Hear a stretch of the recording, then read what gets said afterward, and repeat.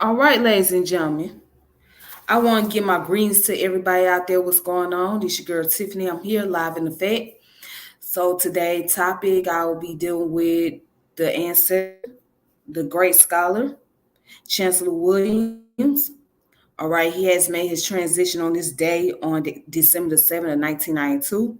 So today I'm gonna just go into the history about his life and his most popular book, which is The Destruction of the Black Civilization. Now, I'm going to ask a question for those out there. If you have this book, how many of you actually read the book? How many of you actually read the book if you have this book? Have you read the book? Like, have you read the book from step to step? Have you actually paid attention to the book? There's a reason why I'm asking this question, because I'm going to read some things. And because if you have actually read the book, you may want to challenge your narratives regarding to the concept about race. But there's a reason why I'm asking it, and I'm going to go into that later. All right, when I get down towards the end. All right, but I am going to read some of the passages in that book.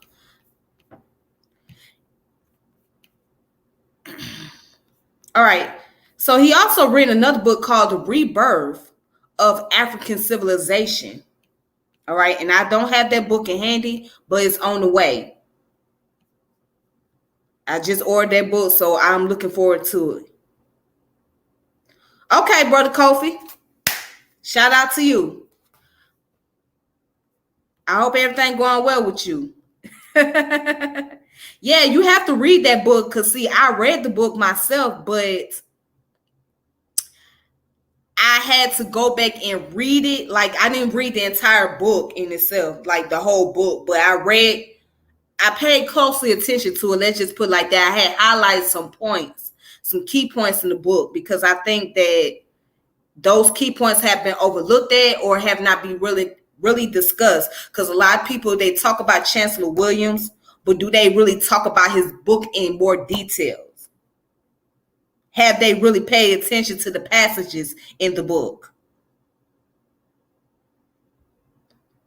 Now, I didn't read the whole entire thing, but I read some things and I highlighted some things, and there's some things that just really makes you question.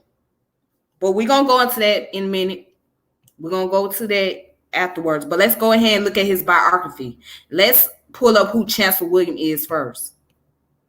So as you can see, this is Dr. Chancellor Williams. Okay?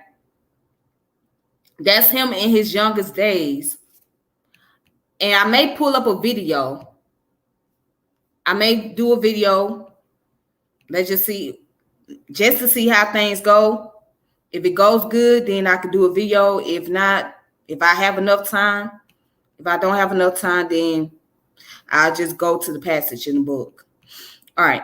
But anyways, if you want to read this book as well, here is the PDF. Okay? You can find it on the PDF if you don't have the book in hand. So I'm going to show you how to get to it. But here's his biography right here. So who is Chancellor Williams? Dr. Chancellor Williams was born on December 22nd, 1893, and he died on December 7th, 1992. He was an African-American sociologist, historian, and writer. He is noted for his work on African civilization prior to encounters with European. His major work is The Destruction of Black Civilization, which came out in 1971 and 1974. It was supposed to be a two-part or like a second edition. It's a two edition. So the one that I have came out in 1987. according to what it says as far as the copyright. But anyways, it says Williams remained a key figure in the Afrocentric discourse. He asserted the validity of the discredited Black Egyptian hypothesis and that ancient Egypt was predominantly a Black civilization. All right, so let's look at his early life. Early life, migration, and education. Williams was born on December 22nd, 1893 in Bennettsville, South Carolina, as the last of 5 children. His father had been born into slavery and had grown up to gain freedom and voting after the American Civil War. His mother, Dorothy Ann Williams, worked as a cook, nurse, and evangelist.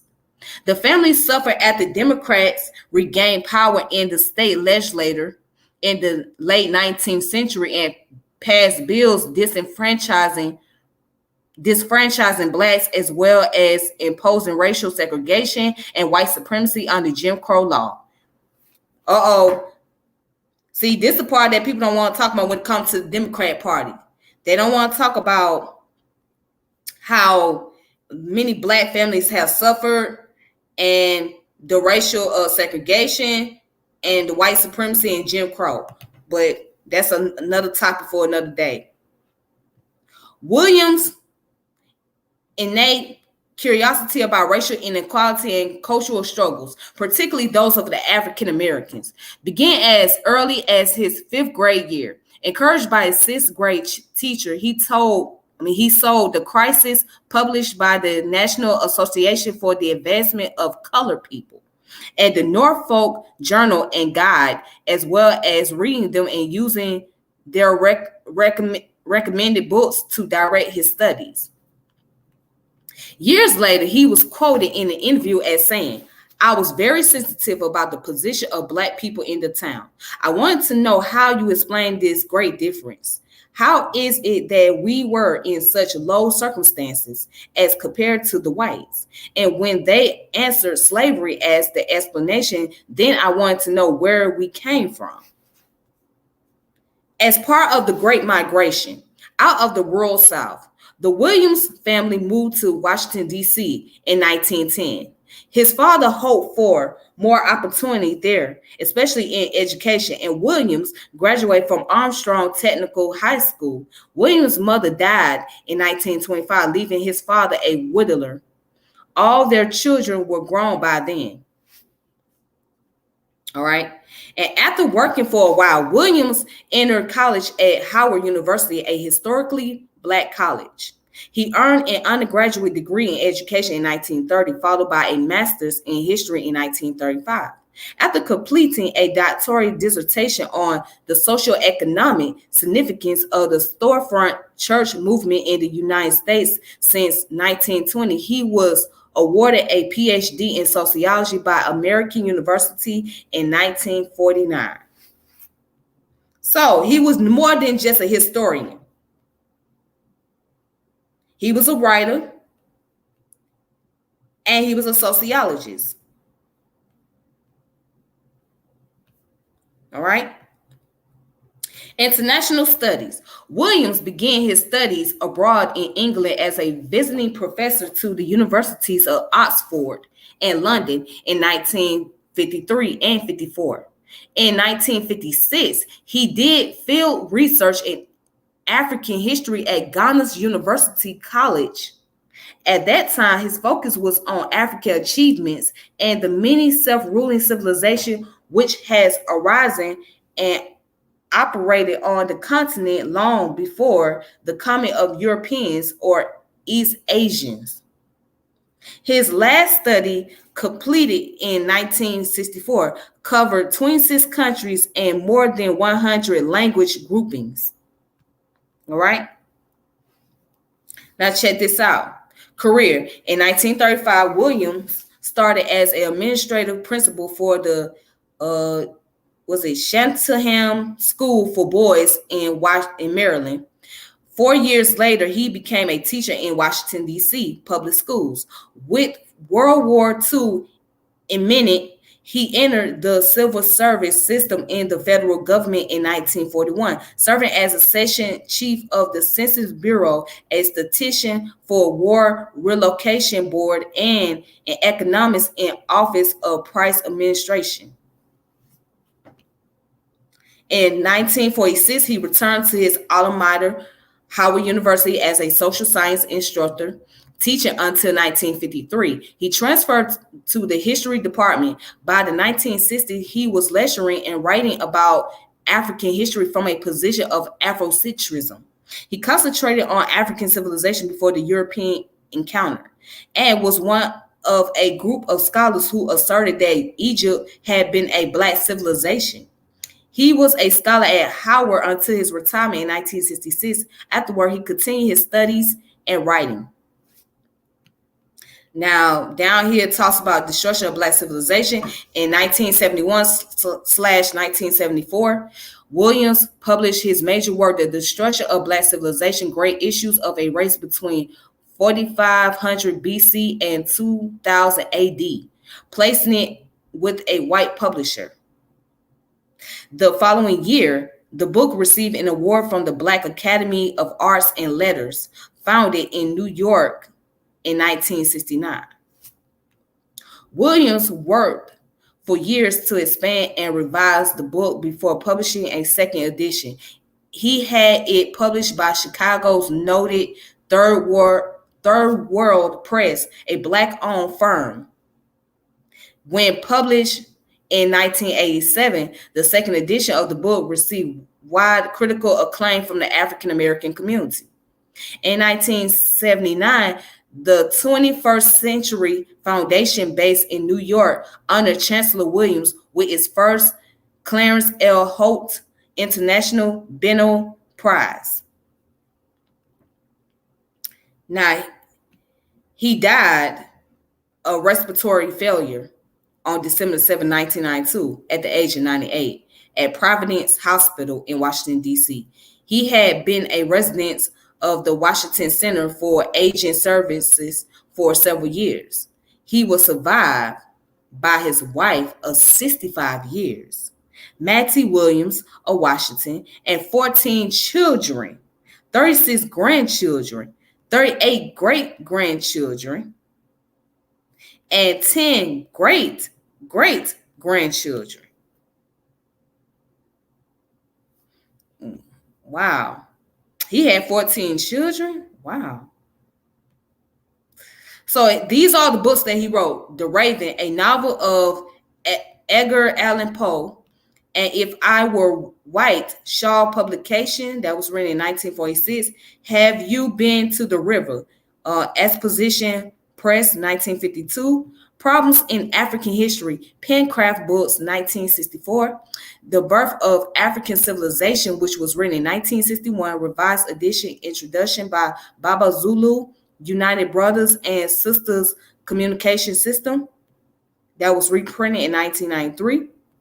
And of course, his most famous book, The Destruction of the Black Civilization, Great Issue of a Race Between 4500 BC and 2000 AD. And the scanned version is online. The Second Agreement with Hell, Carlton Press. All right, and then this are his legacy and honor. 1972 award from the Black Academy of Arts and Letters. 1979, first Clarence L. Holt International Benno Prize by the 21st Century Foundation. All right, so here are the references. And as you can see down here on the reference, you can see where it says Chancellor William and the Pillars, Murray N., 1987, The Destruction of Black Civilization. If you click on that, it will take you to this link right here, the PDF. So if you don't have the book, all you got to do is go up, look up Chancellor Williams' biography, and look down at the reference page, and you will find this at the bottom, okay? And you can press, and you can click on it, and it will pop up. All right.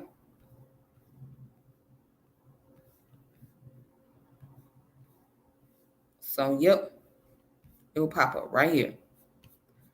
All right, then. Now, what I want to do is I'm going to go ahead and I'm going to read the actual physical book in itself. So, let's see if there's any more information before I start doing it. All right, so it says further reading, external link. All right, so that's all the information about his biography as far as his life and his legacy. So you can see that he done more than being a historian. He was dealing with social economics. He was a sociologist major as well.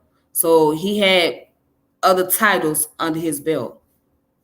All right, but many people know him for his Afrocentric ideology and his book, Destruction of the Black Civilization.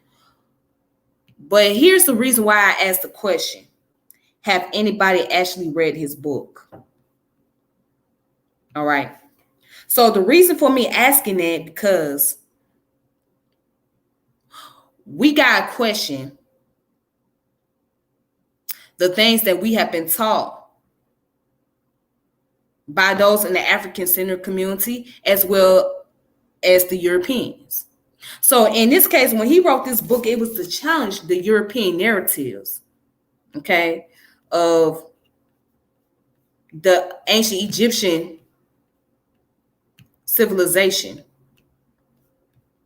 And he was questioning why they don't really speak much about the blacks in ancient Egypt and what they done historically. But he also mentioned other things in here that was like, wow. How many people missed this part? Or did people really read this part? So what I'm going to do is I'm going to read the ones that I highlighted. All right. So the first one is coming from the preview that he wrote. And it's on page 32. And it says, in my work, in European and in American history, I ran into no such problems, and the research task was easier.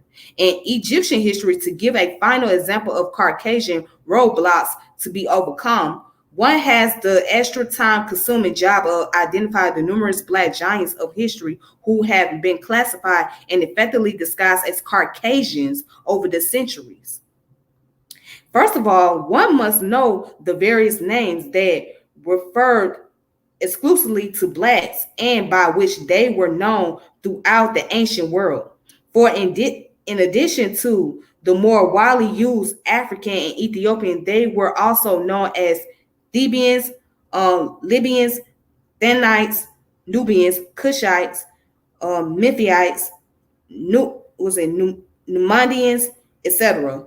Even before white Asians gained the ascendancy in any of these areas, their very presence in relatively small numbers was significant to identify them as the leaders and achievers of whatever attracted the attention of the world.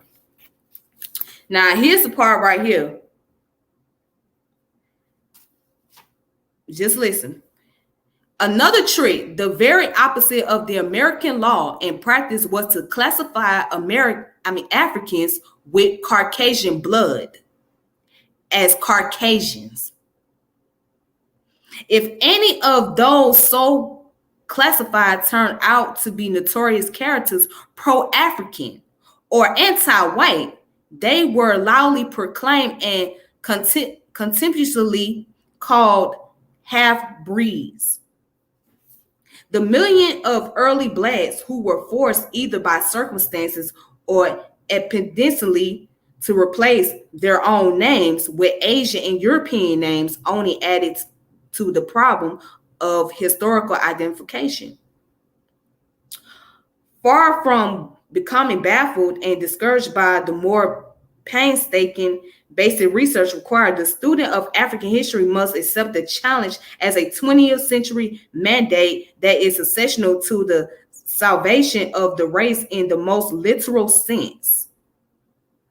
They will need the active support of Black governments and predominantly Black institutions of learning. These should be actively sponsoring 1. Comprehensive basic research programs. 2. Research teams for field studies, especially in history and archaeology. And 3. A thoroughgoing teacher training program for history and other related disciplines. Now, this is Chancellor Williams talking.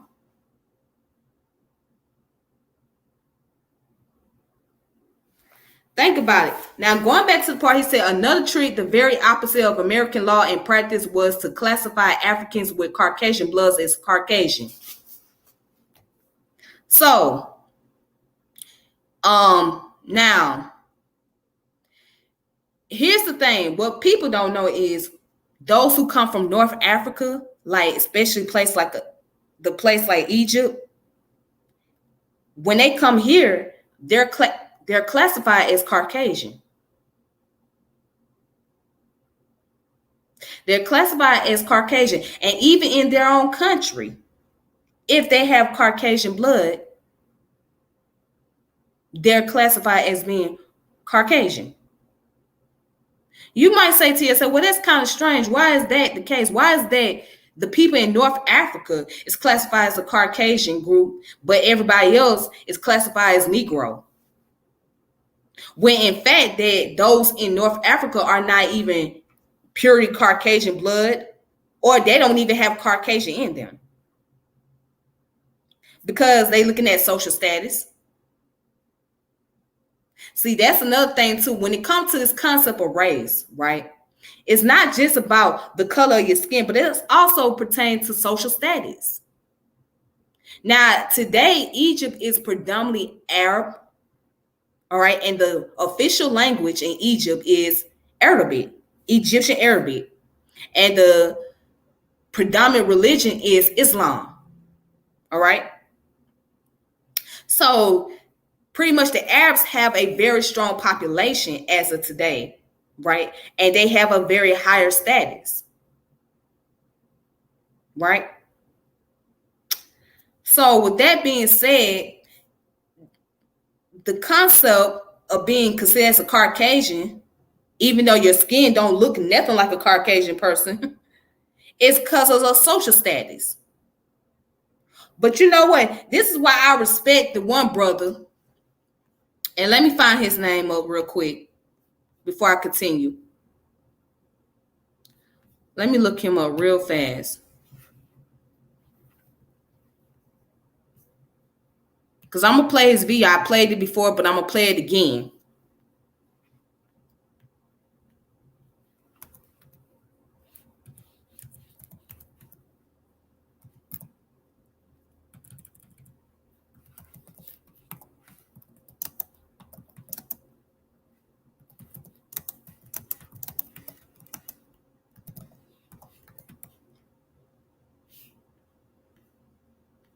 Okay, his name is Mustafa Hemfani.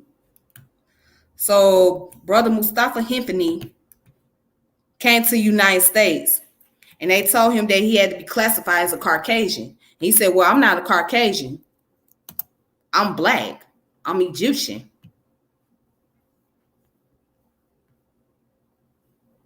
Now, I'm finna play this video.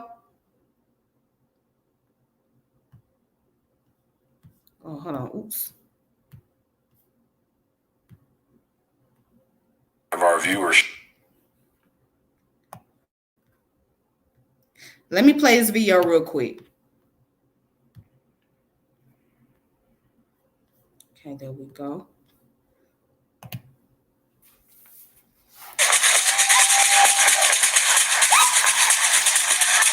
I am a Black Egyptian. My father is much darker than I am. My mother is lighter than I am. In Egypt, people are identified by their religion. Oops. Hold on. Of our viewership, why don't you share with us a breakdown? In Egypt, people are identified by their religion first, not their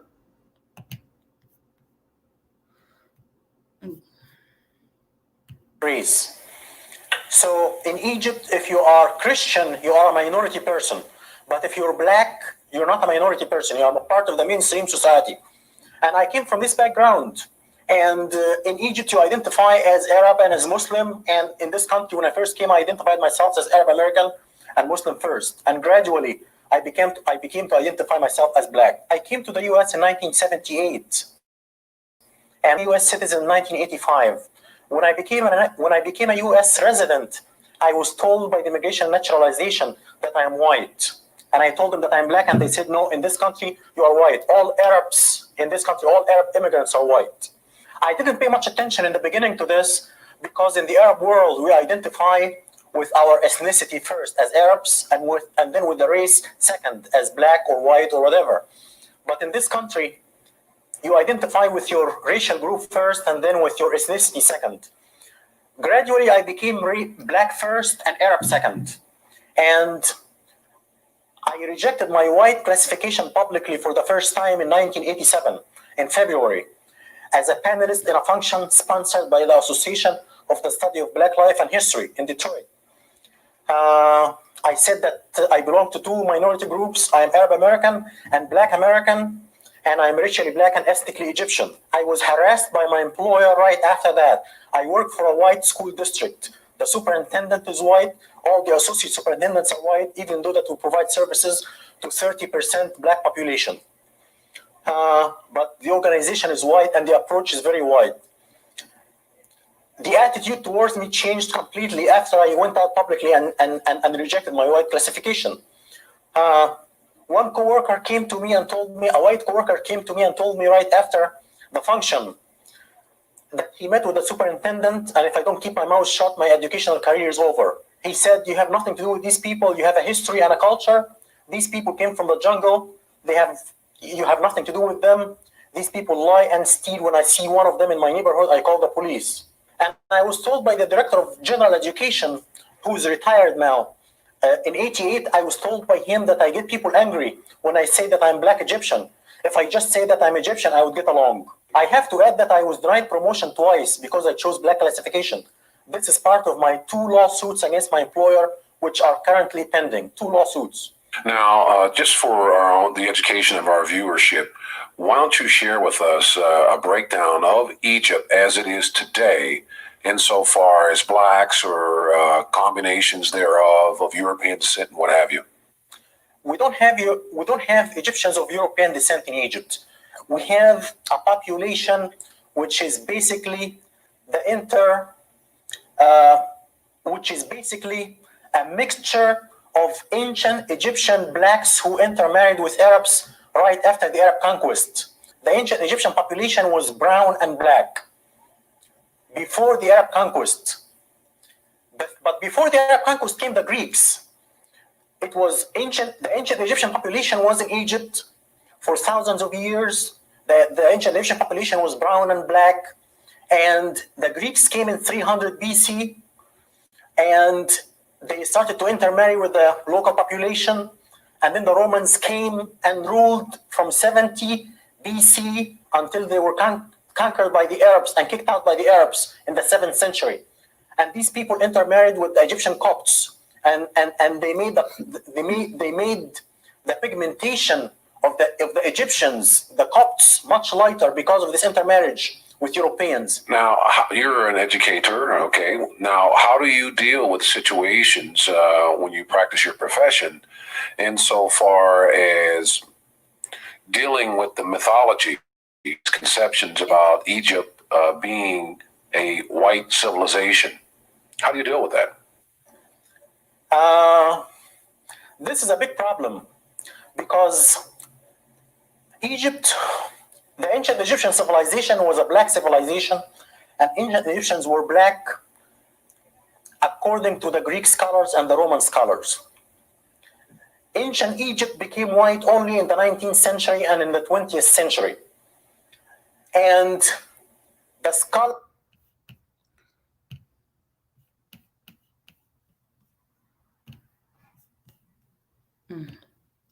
Okay, so that wasn't Chancellor Williams. That was Brother Mustafa Hemfi, and he's from Egypt. Okay, so if you can see in the video where he says that where he comes from, they identify by their religion. All right. And that then they go by their ethnic background, then they go by their race. Whereas in the United States, they identify by your race first, your ethnic background, then your religion. Okay. So again, when the concept of race deals with social status. All right. Now, the race that we know of today did not exist until Europeans came along and started grabbing, snatching up people and start classifying people, labeling folks as black, white, etc. But prior to that, in those ancient time period, they didn't use those type of terminology. They even looked at tribe or civilization. That was the main focus point of the ancient Egyptian. It wasn't so much, oh, you the same color as me, so we're black, yada, yada, yada. No.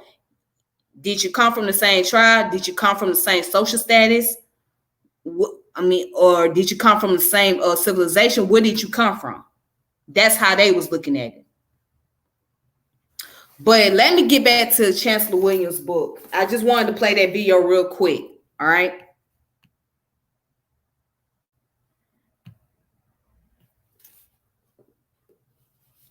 So now let's look at his theoretical framework real fast. For one, he says, over the years of studying African history, certain propositions and theories evolved quite naturally as guiding headlights in the exploration. A few of them are set forth here, some previously stated or implied.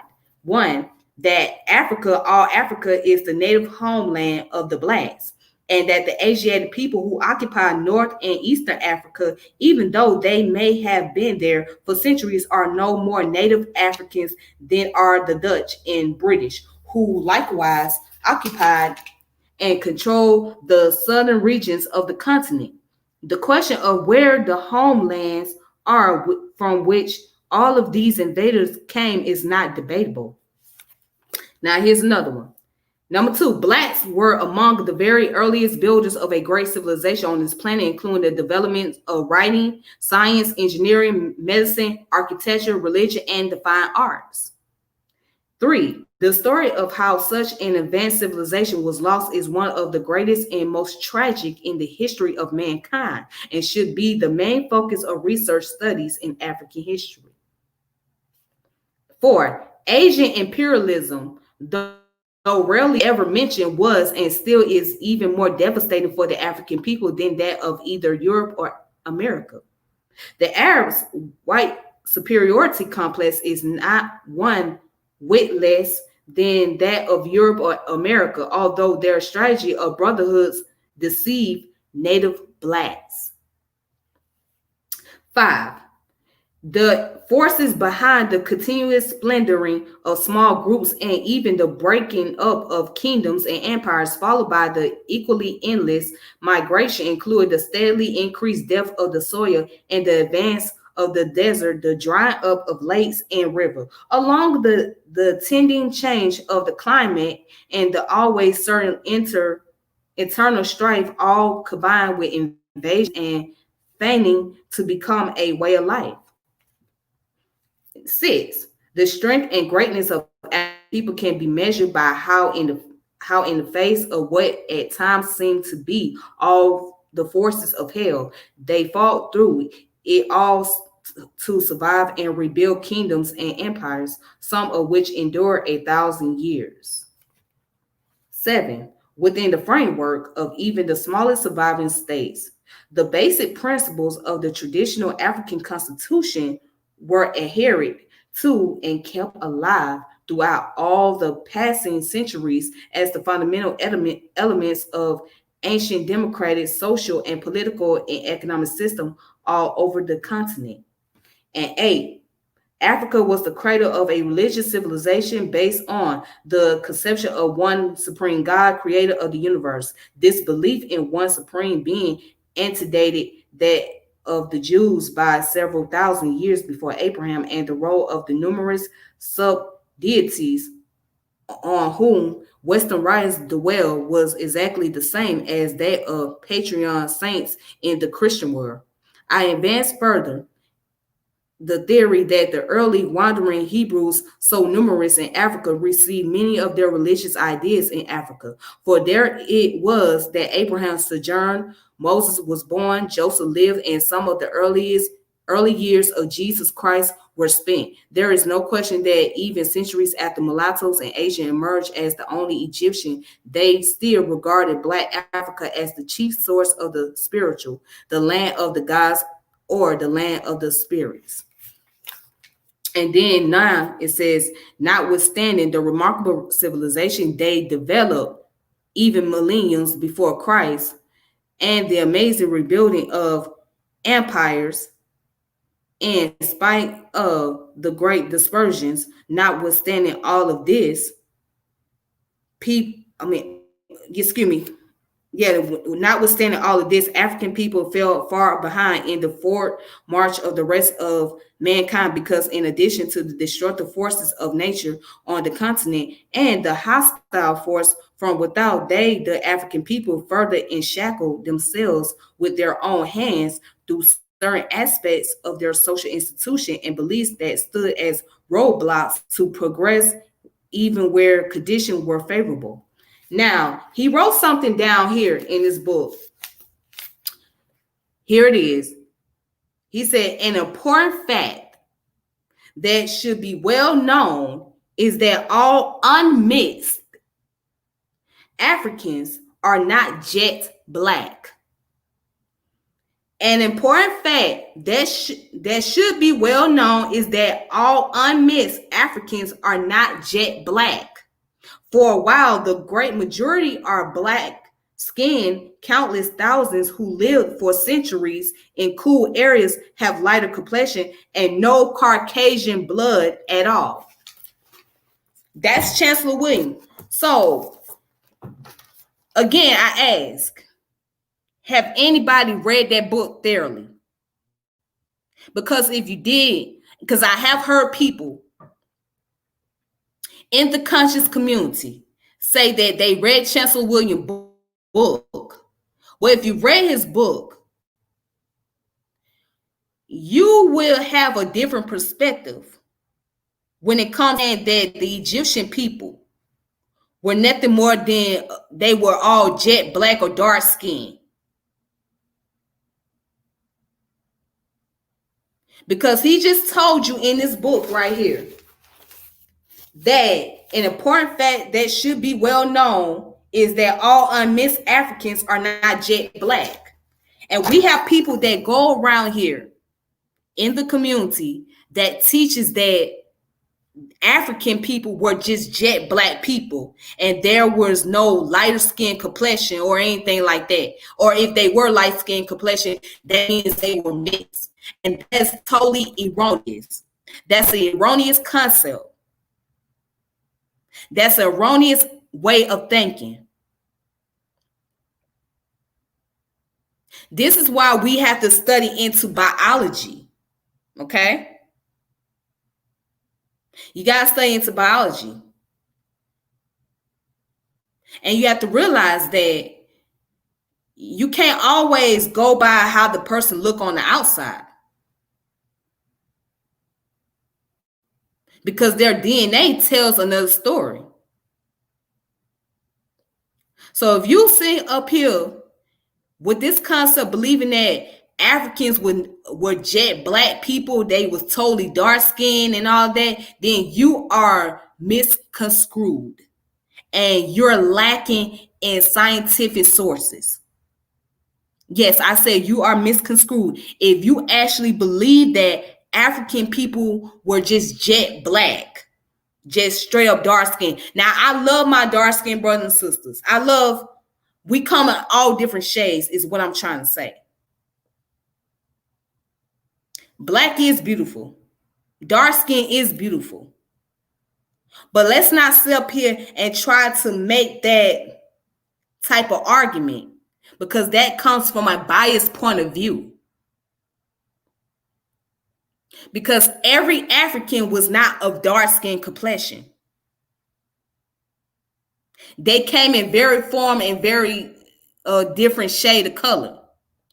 Africa is very diverse. See, and that's the thing that he haven't spoken much about. I mean, he spoke about the fact that the ancient Egyptian intermarried with the Asians and had relations with the Europeans or whatnot. He spoke about that in the book. But let's talk about the Homo sapien group for a moment, and the back migration and all that. You gotta remember the Homo sapiens, which are anatomical human beings, all right, which is modern humans.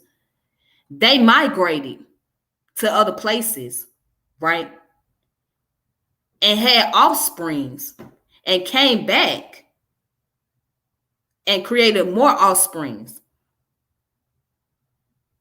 And it was usually the ones that carried the Y DNA chromosome, meaning that those who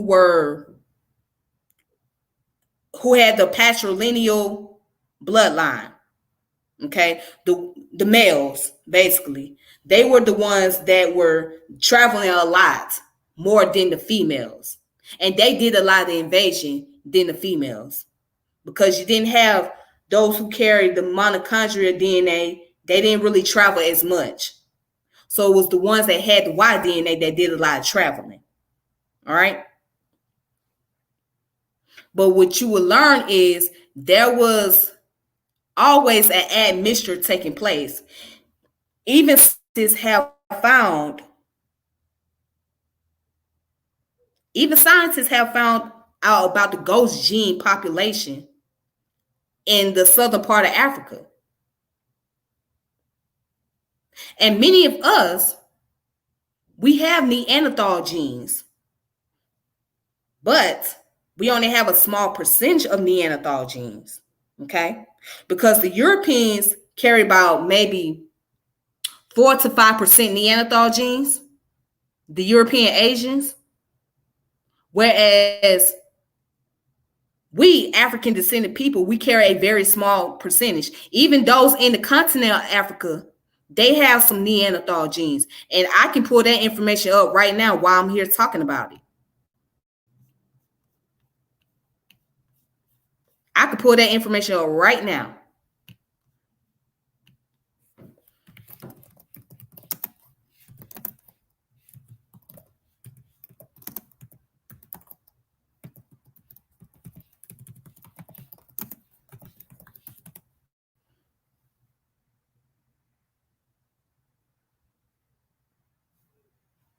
All right, so I'm going to show you guys right here. I got the source, and it's plethora of sources. Plethora.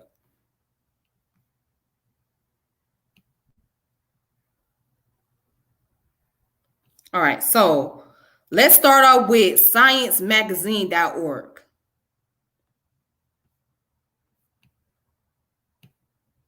All right. So I'm right here on this website. It says Africans carrying surprising amount of Neanderthal DNA. Check this out.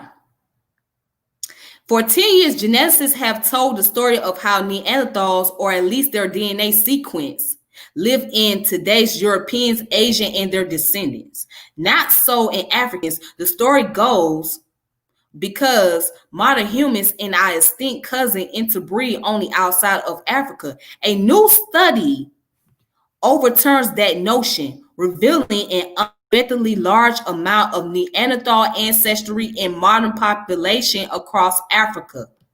It suggests that much of that DNA came from Europeans migrating back into Africa over the past 20,000 years. That gene flow with Neanderthals exists in all modern humans inside and outside of Africa. It's a novel and elegant finding, says anthropologist Michael Petraglia of the Max Planck Institute of the Science of Human History. The work reported in this week's issue of Cell could also help clear up a mysteries disparity why East Asians appear to have more Neanderthal ancestry than European. As members of Homo sapiens spread from Africa into Eurasia some 70,000 years ago, they met and mingled with Neanderthals. Researchers knew that later back migration Europeans had introduced a bit of Neanderthals DNA into African population, but previous work suggests it was just a smidgen. In contrast, modern Europeans and East Asians apparently inherit about 2% of their DNA from Neanderthals.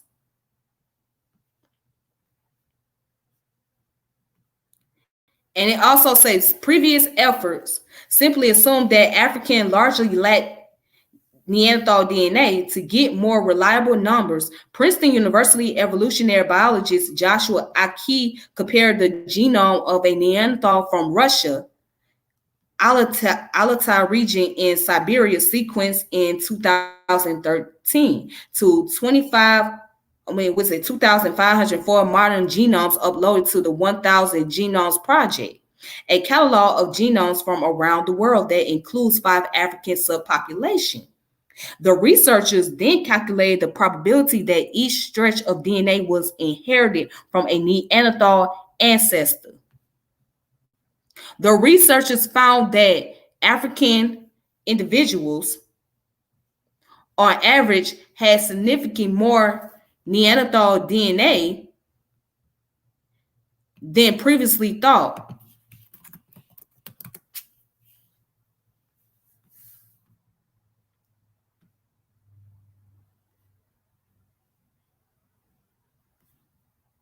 Let me see, where did I leave off at?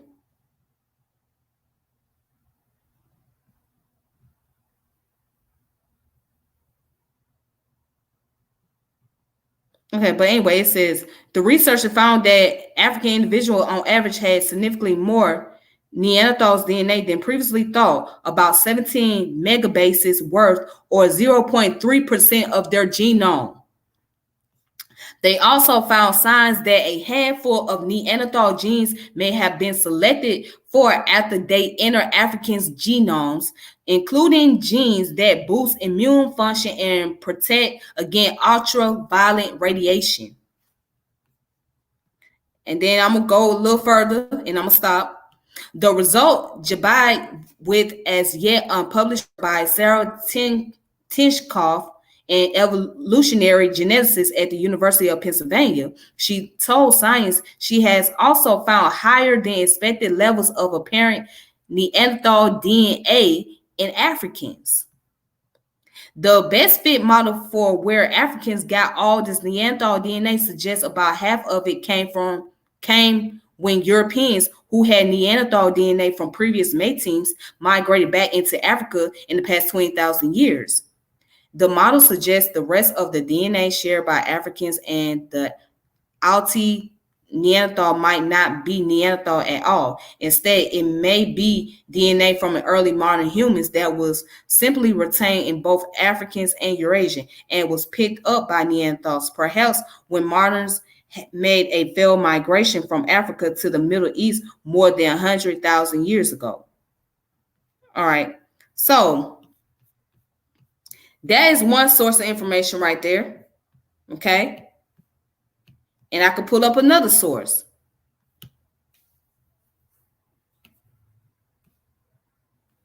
Put up another source for you. Let's look up Princeton University.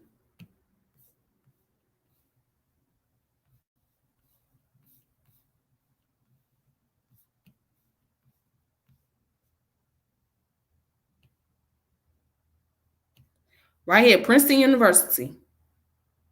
New study identifies Neanderthal ancestry in African population and describes its origin. And what do they say? After sequencing the Neanderthal genome, scientists discovered all present-day non-African individuals carry some Neanderthal ancestry in their DNA. Now, researchers at Princeton University present evidence of Neanderthal ancestry in African population too, and its origins provide new insight into human history. All right.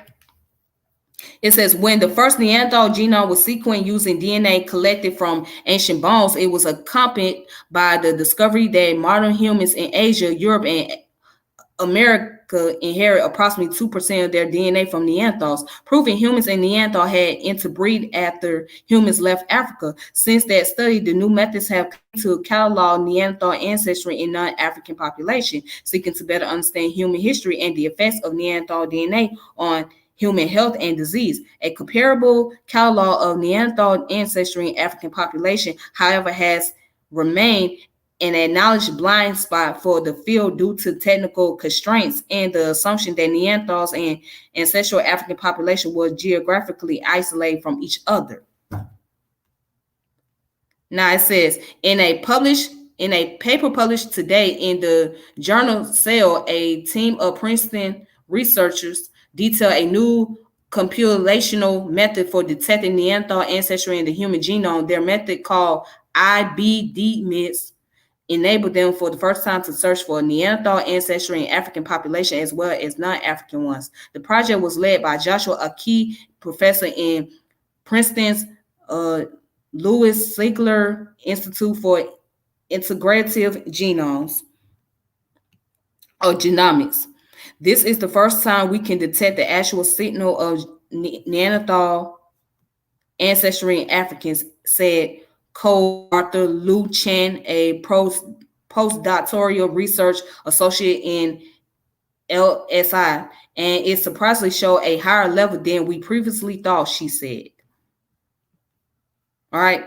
So it says the method of the Princeton researcher developed IBD-MITS draws its name from the genetic principle identified by a descendant, in which a selection of DNA in two individuals is identical because those individuals once share a common ancestor. The length of the IBD segment depends on how long ago those individuals shared a common ancestor. For example, siblings share long IBD segments because of their shared ancestor. A parent is only one generation removed.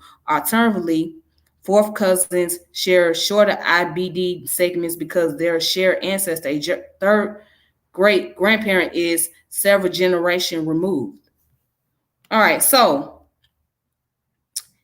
as you can see, I'm not going to go any further, but this is another source of information that proves that we all carry some form of Neanderthal genes, and there was some form of admixtures taking place within the continent, all right, and going out the continent.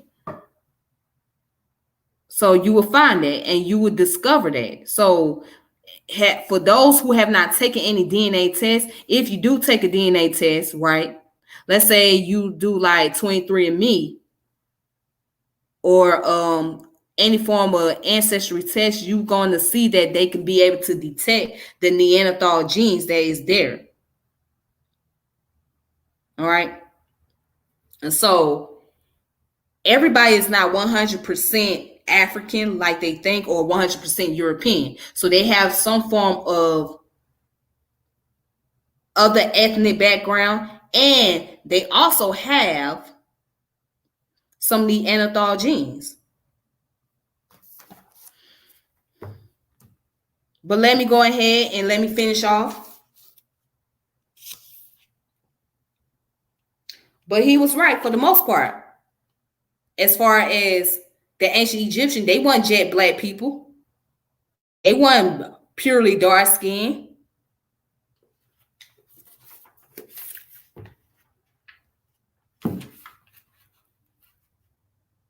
All right, so let me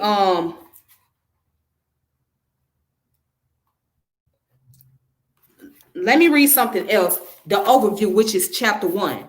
He also spoke. He said, modern Africans and students of Africa have tended to emphasize the destructive impact of European imperialism in Africa while ignoring the most damaging developments from the Arab impact before the general European takeover in the last quarter of the 19th century, a relatively recent period. This point is important, for one of the most remarkable chapters in the history of the Blacks is that dealing with the dauntless leaders and people who having lost one state after another along the three-fourths of their kinsmen, nevertheless overrode all the forces of destruction and death and began to build always once again still another state.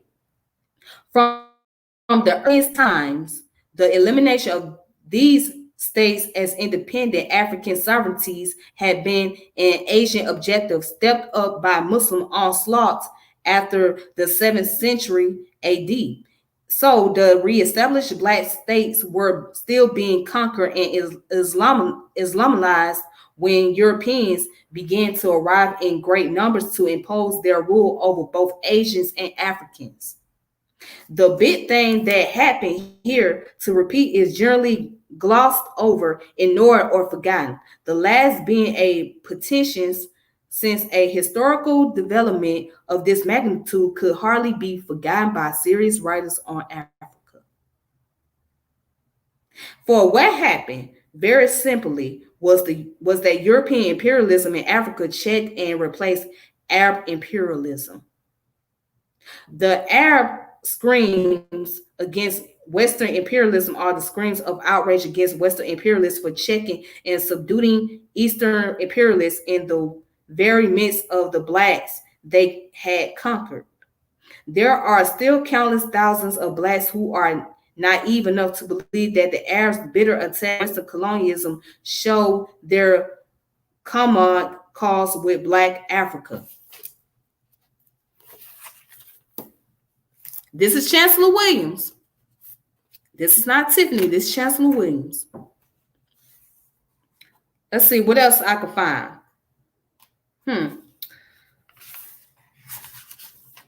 He says, your attention is called again to the map of Africa, for it is very significant where the earliest invaders enter and permanently settle. They took over the areas of trade that allowed easy contact with their homeland and their other nations of the world.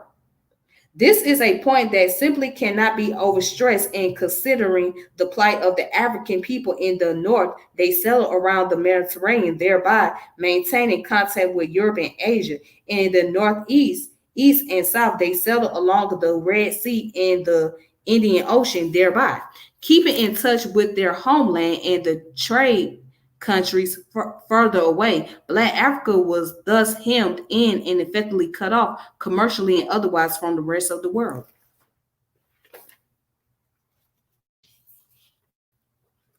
All right, and it says the trading post soon became strong fortification around which villages and towns sprang up as settlers from Asia poured in and armed forces became organized. The Africans watched these developments with increasing apprehension, for the traders were often armed with superior and different types of weapons of war and spent much time in training recruits, including African. Indeed, in some areas, a definite pattern emerged in all African army under Asian officers, a pattern to be followed later by the Europeans.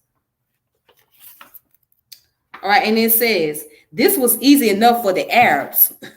They owned the captured Africans who made up their fighting forces. The Africans could blame only themselves for this. Here, as in certain other things, they were still engaged in practices which, while once universal, had long since been dying out or generally abandoned by the rest of the world. This one was the enslavement of captured prisoners of war. When African chiefs and kings began to sell to these, when African chiefs and kings began to sell these to slave-hungry Arabs, they set in motion a chain of events that was to undermine the civilization of the most advanced society on the continent. further, checking their progress and degrading their whole race for another 2,000 years. When the sale of their fellows became the chief source of wealth, African leaders became increasingly estranged from the finest things in African life, the sense of community and of kinship with all who would be friends. When greed severed the traditional ties of brotherhood, the gradual movement of the invaders from the coastal areas inland became relatively easy. Blacks against blacks, with increasing suspicion and hatred, may be traced to Africans' own slave raids. The inland raids for slaves were resisted by some chiefs, and the raiders were attacked. But this opposition was not always due to any opposition to slavery, but to this kind of direct action which bypassed the chiefs and thereby eliminated their profits.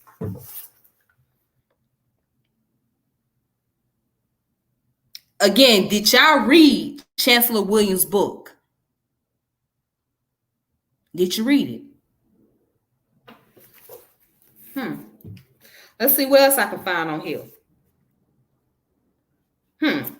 Let's see. He spoke. He says, the melting pot of the races began around the northern perimeter. The end result was always the same. The blacks were pushed to the bottom of the social, economic, and political ladder whenever and wherever the Asians and their mulatto offspring gained control. All right. It says, the African, according to, it says, Kurt Smith, in attempting to reconstruct the prehistory of Egypt, concluded that the division of the country between Africans in the South and Asiatics in the North was due mostly to a split over religion. According to this view, the African refused to accept the cult Horus that dominated the Nile Delta. They therefore formed a second nation in Upper Egypt and established their national religious shrine at Armenos, Thebes, Thebes, and Napata. Did y'all read this book? Did you read it? Let's see what else we gonna find. Let's see what else can we find. Okay, I'm gonna read one last part. It says the evolution of the Egyptian as a nationality group is as interesting as their anti-African attitude.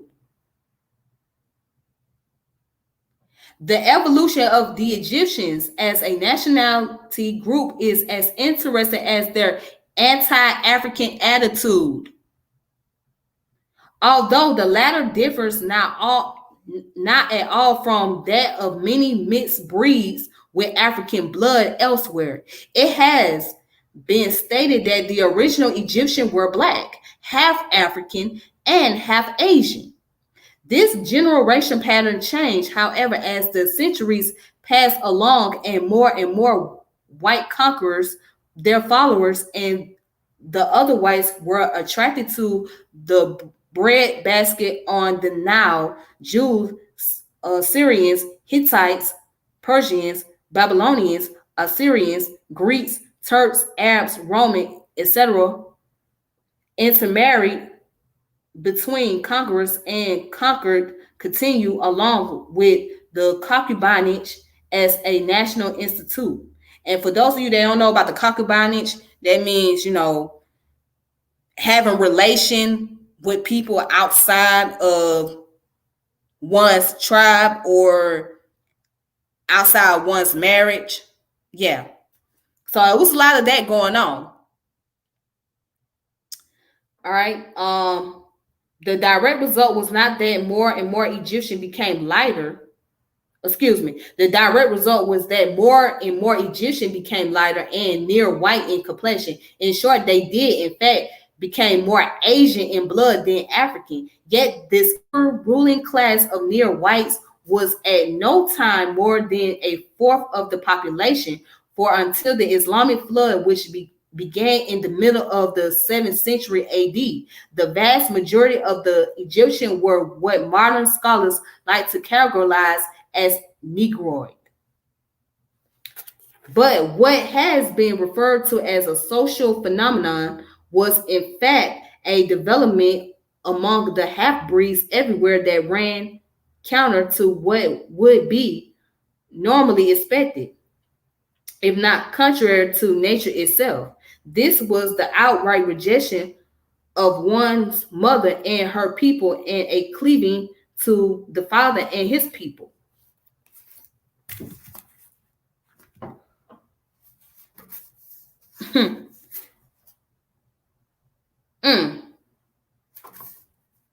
That's Chancellor Williams.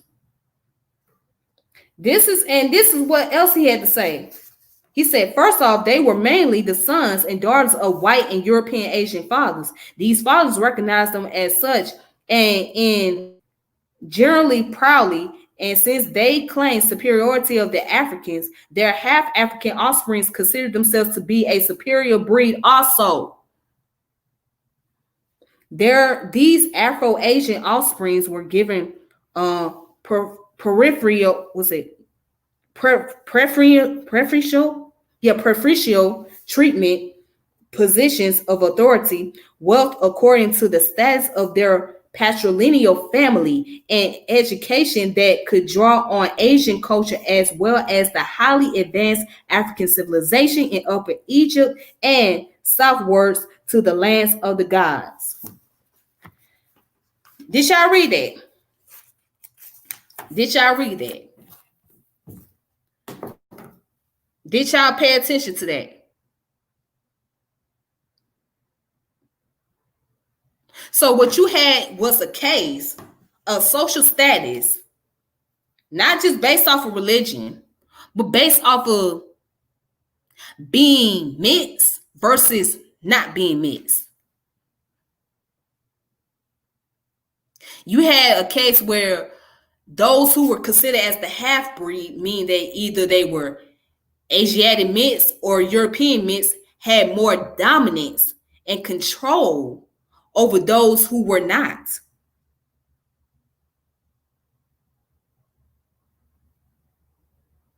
See, this is the part that people don't talk about when it comes to ancient Egypt and the Egyptian history in general. They don't get into this type of detail. Now, there may be some information along in that book that could be wrong. Okay? Because remember, this book was published like in the 70s and the 80s. All right? But so far, there's a lot of accuracy in the book. The book is pretty accurate.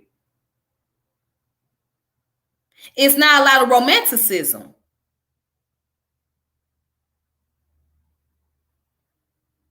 So the reason why I say that, because the people that talk about Chancellor Williams, they try to romanticize ancient Egypt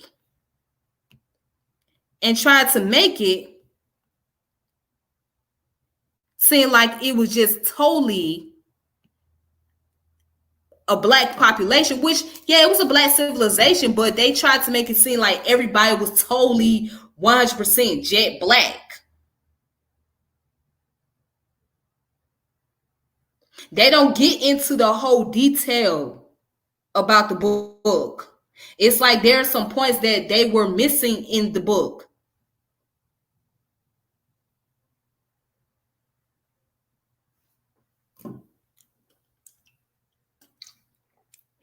And as I told y'all, in the human population, there was always a form of admixture. There was always the back migration. See, what people don't understand, when you colonize a nation or when you go into a land, you're not just going to go there for economics. You're going to have to control the people, not just with, that means with religious ideology, economic structure, social class. You're either going to interbreed with those in that population or intermarry, or either rape them. just to keep control of the resources. So what he talks about, not only the Greeks and the Romans took over Egypt, but the Arabs came in and took over as well. The Arabs brought their dominancy to that country. And the natives, or the indigenous people of Egypt, they had interbreed with those who were European and Asian descent.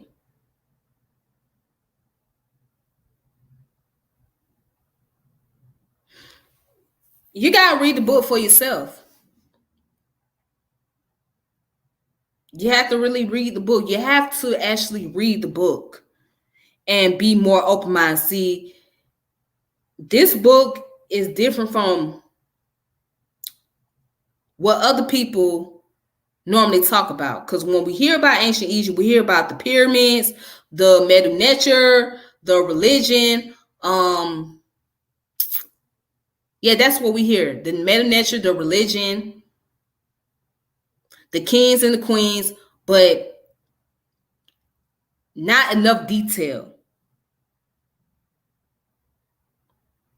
So if you really want to start off learning more details about ancient Egypt and its civilization, I would recommend this book. I would recommend you guys to read Chancellor Williams' book. Even though it has been considered as overrated, but it's underrated at the same time.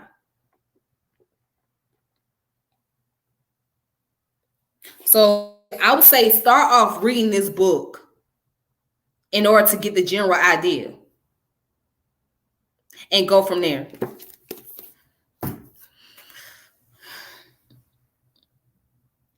All right, ladies and gentlemen, thank you all for watching, tuning in. So I appreciate you guys and your time. If you want to go ahead and subscribe to my channel, please do so. If you want to support what I'm doing, you can send it to the Cash App. It's right there at the bottom of the screen. You can go ahead and support the Cash App. Make sure you subscribe to the channel, hit the notification bell, share the channel whenever I come on. And with that being said, I will reconnect with you all later. So take it easy. Be safe. May peace and power elevation be to all of you. And until next time, thank you.